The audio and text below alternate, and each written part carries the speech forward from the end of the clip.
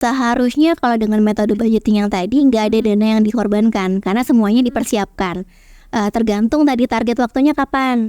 Nah itu yang jadi bukan mengorbankan tapi lebih memprioritaskan gitu. Pasti nggak mungkin disimpan di tabungan aja karena dari bunga ataupun bagi aset tabungan itu udah pasti kemakan sama inflasi. Betul. Jadi pasti butuh tempat-tempat lain yang bisa menguntungkan untuk mengalokasikan dana dari dana yang lahiran. Jadi kalau untuk investasi itu pastikan kamu tuh nyaman dulu gitu. Kamu merasa amannya di instrumen yang mana, go for it.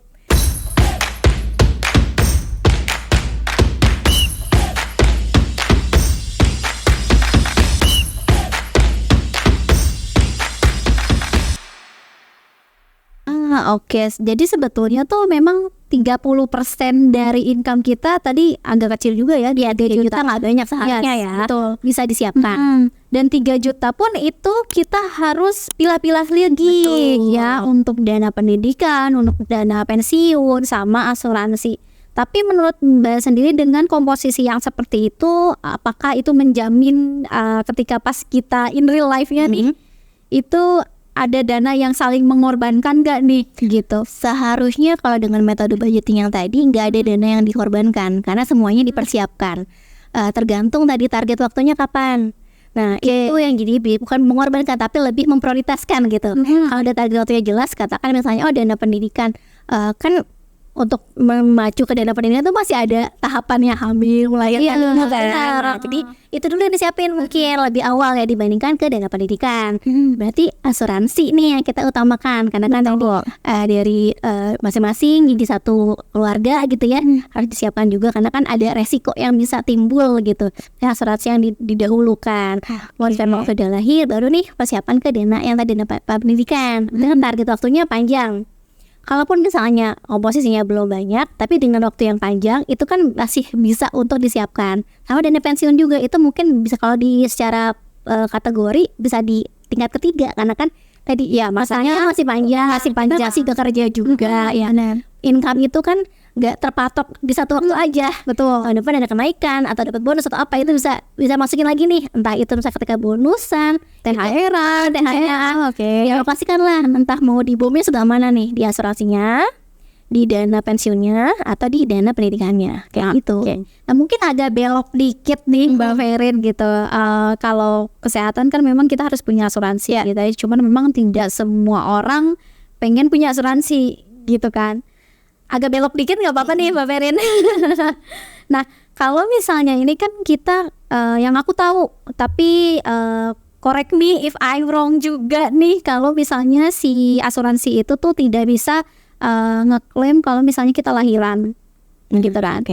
Kalau in case-nya nih aku nih 27 tahun nih Mbak Ferin akan nikah bentar lagi. Terus aku pengen melahirkan itu ya di umur 30 tahunan nih. Sedangkan yang aku tahu dan sempat searching juga nih sebelumnya, dana untuk lahiran itu ternyata nggak dikit ya. Iya. Dana lahiran itu nggak dikit ya. Itu kayak pas aku lihat, wow puluhan juta gitu kan. Dan dengan resiko yang akan timbul seperti sesar lah atau apalah ya, kita juga kan nggak tahu nih ke depannya.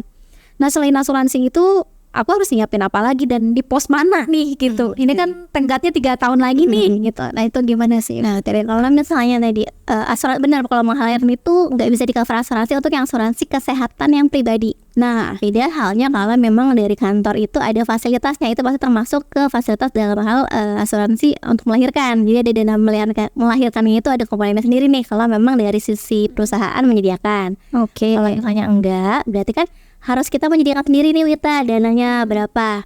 Pertama pasti harus riset dulu nih, mau rumah sakit macam apa, kelas berapa, fasilitasnya apa. Betul. Udah riset, tahu mau decide di mana gitu ya rumah sakit atau melahirkannya, kita siapin nih dananya. Dana komponen yang mana nih Mbak? Tadi kan udah ada pendidikan, dana pensiun gitu ya. Udah banyak banget udah nih pengeluarannya gitu kan. Dana darurat.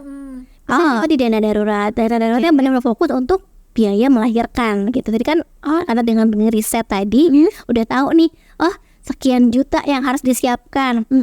Tarik mundur ke saat ini berapa tahun, tadi 3 tahun gitu ya. 3 tahun katakan cadangan biayanya ini belum riset juga sekarang mungkin 25 juta untuk yang normal gitu ya, normal kelas 3 rumah sakitnya, mungkin yang rumah sakit yang bukan rumah sakit ibu dan anak gitu ya. Jadi misalnya 20 juta, 25 juta. Nah 25 juta kita tarik nih 3 tahun di saat ini, kita harus siapin berapa per bulannya. Itu diposkan ditaruh di tadi dana darurat. Jadi yang kalau dengan UMR atas 10 juta ya dengan 3 juta itu 3 jutanya itu tadi tergantung sih yang mau pasti nggak mungkin disimpan di tabungan aja, karena dari bunga ataupun bagian aset tabungan itu udah pasti kemakan sama inflasi. Betul. Jadi pasti butuh tempat-tempat lain yang bisa menguntungkan untuk mengalokasikan dana yang lain. Betul. Oke. Nah berarti sebetulnya tadi saving lah ya Mbak Ferin. Nah kalau sekarang ini kan yang benar tadi Mbak Ferin omongin gitu kan, bahwa kalau misalnya kita nabung secara konvensional takutnya kan tergerus dengan inflasi gitu.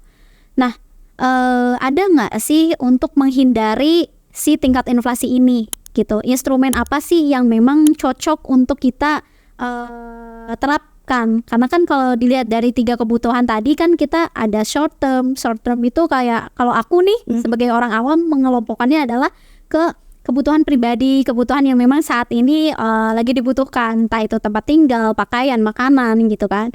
Kemudian ada middle term, di mana middle term ini aku sebutannya terkait dengan sakit, terus juga yang tadi asuransi lah, terus juga dana melahirkan, ini middle, dan long termnya adalah mungkin dana pendidikan, dana pensiun gitu.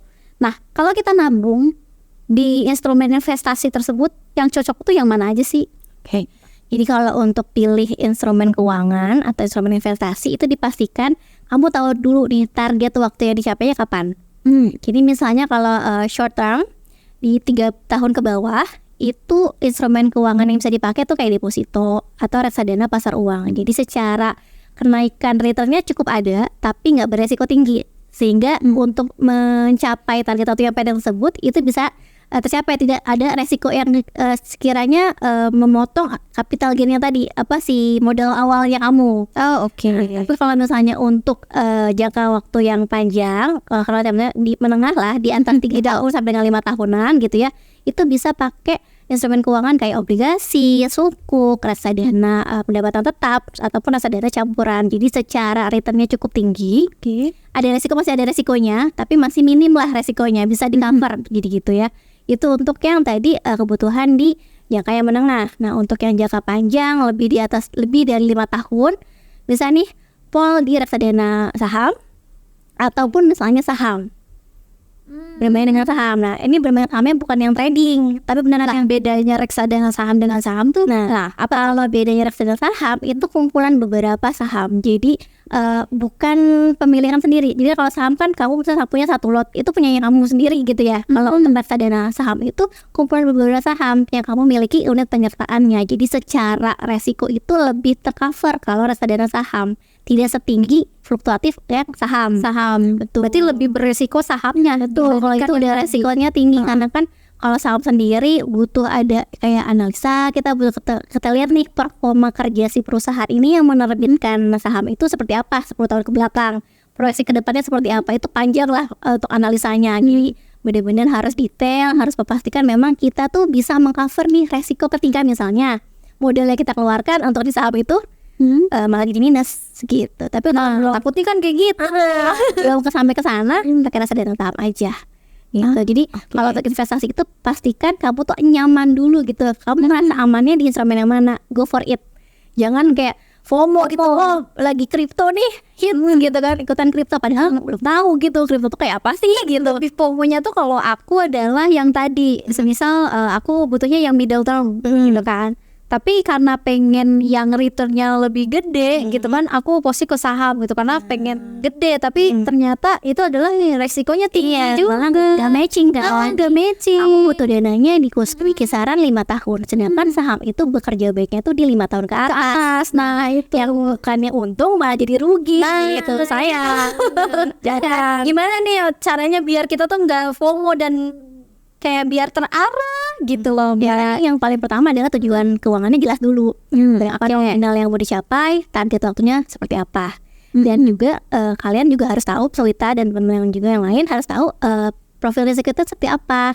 Apakah kita masuk ke profil risiko yang moderat, di mana kita itu tidak, kalau moderat itu bisa menerima resiko, tapi kita juga returnnya yang kita harapkan nggak terlalu tinggi. Atau yang konservatif nih, bener-bener pokoknya aku nggak mau ada ruginya deh, yang nggak apa-apa, yang penting modal aku aman, kayak ibaratnya nitip duit aja, kayak di reksadana pasar uang kan juga nggak fluktuatif ya, dia ada return cuman kecil, resiko minim gitu kan, itu moderat, konservatif. Jadi seminim mungkin resikonya dia nggak mau cover tuh di moderat. Tapi kalau misalnya kamu masuk ke fase agresif, ya maunya high return high risk gitu ya. Jadi ya udah go for it untuk yang saham, karena ya modalnya nggak apa-apa lah, kalau sampai modal 50% juga aman gitu, nggak bikin kita nggak bisa tidur gitu-gitu. Itu ya udah, kamu ikuti sesuai dengan profil resikonya. Tapi yang paling penting adalah tujuan keuangannya, targetnya berapa, waktunya, nominalnya berapa. Oke. Tapi kalau misalnya ngomongin tentang mental nih, aku takut nggak mau, istilahnya aku nggak mau rugi. Mbak Ferin, oke nggak sih kalau menurut Mbak Ferin, aku ngumpulin uang dana pensiun itu di pasar saham? Itu nggak apa-apa sih, karena dari aku pun mempraktekkan hal itu di reksadana saham ya, ya, karena kan jangka waktunya masih panjang nih, Wit, gitu ya. Sampai saat ini kan kita masih usia produktif bekerja gitu ya. Katakan 30-40 tahun lagi masih oke untuk naruh di reksadana saham. Enggak, ini aku reksadana pasar uang. Oh, kalau reksadana pasar uang itu sayang sih. Iya, Karena itu tuh kayak dia dikit-dikit, tapi aku sih kayak yang lebih kerasa safety aja gitu ya, nggak ada lossnya. Dan makanya kalau untuk investasi itu jangan sering-sering ditengok. Saya kan udah jelas nih dana pensiun gitu. Belum pensiun kan? Belum sih. Belum. Khusus hanya mau di-review, kita mau ditinjau ya 1 tahun sekali, 2 tahun sekali, buat lihat performanya oke nih, perlu switching nggak ya? Atau reksadana bisa di-switching kan ke produk yang lain gitu. Nah seperti mungkin kayak gitu. Jadi kalau malah sering kita lihat malah jadinya pakai segini doang, atau kayak nggak bagus ya gitu performanya, karena ya itu kan targetnya juga belum masuk ke target sesuatu yang kamu set gitu, jadi ya nggak usah dicekin. Oke, keren banget nih Mbak Ferin.